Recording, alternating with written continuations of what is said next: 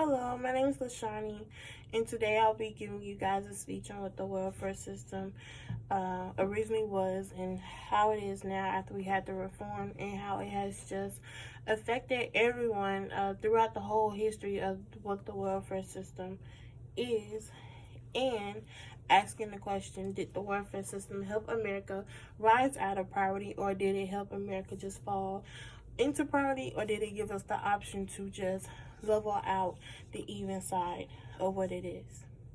Now, the welfare system was created in 1935 by the Social Security Act, better known as SSA. Now, they created these many programs such as SNAP, housing authorities, SSI, WIC, and child health insurance for individuals um, who need help, basically.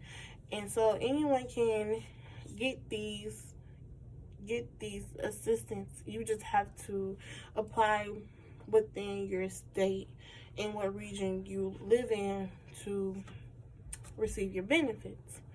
Now, in 1935, the welfare system was originally created for people who could not work because of age or disability or something else that happened throughout the time. Now, even though the welfare system was created to help, people be better and to live, it also damaged other people. Now, when the original thought of the welfare system did come about, it was in 1935, as I stated previously, but during that time, it was also in the middle of the Great Depression. Now, we all know about the Great Depression, and the Great Depression took a very hard hit at the government. And because of that, it made things even harder on American citizens that they couldn't go to work, and they couldn't, they can barely feed their children. And because of not going to work, they didn't have insurance for none of their family. Now, even though, yes, the welfare system was put in place to help, it also did not help others. Some did get better, but some remained the same, and some fell even harder. Now, the Great Depression era, it lasted for about a good 10 years, and in that, many people did fall into poverty. And for example, the average black woman in the 80s raising the family on her own, her income was about $2 a month. She was labeled as the poorest person in the South. Now, because she was labeled as the poorest person in the South, you would think she would be able to receive any of these benefits, but she wasn't. Now, according to the statistics of the New York Times, there is 29.3 million people living in poverty just in the 80s. Just in the 80s, okay? And by the year of 1981, the poverty level increased to 31.8 million. So the 29.3 million was just when the 80s started, and within a year span, 31.8 million people were in poverty. And the majority of those numbers were families of minorities. The African American community, they ranked 32.5, the highest. And the Hispanics ranked 25.7%. And the whites, they only ranked about 10.2%. Now, these were the highest ranks throughout the nation poverty levels. And this is because they either did not meet the requirements of gaining benefits, or they were gaining benefits and they was just, not gaining enough to get them that edge to get out and to raise their family. Now, this happened, this did happen for about good maybe 10 years or more, and this is when we have our former President Bill Clinton come in 1996, and he made an order to help and to step in. Now, this is what we call the welfare reform. Now, he wanted to decrease the poverty levels. Of course he did.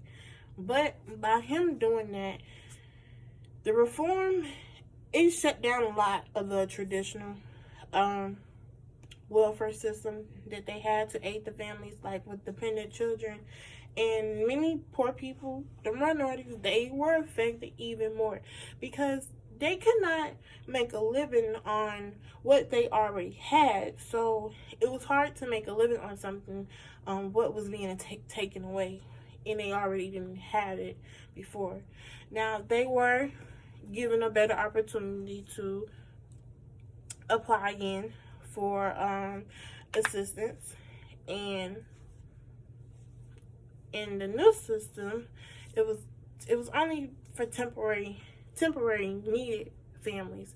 They were now being temporary assistance. You only had so much time to get yourself out, or you was just being labeled as needy.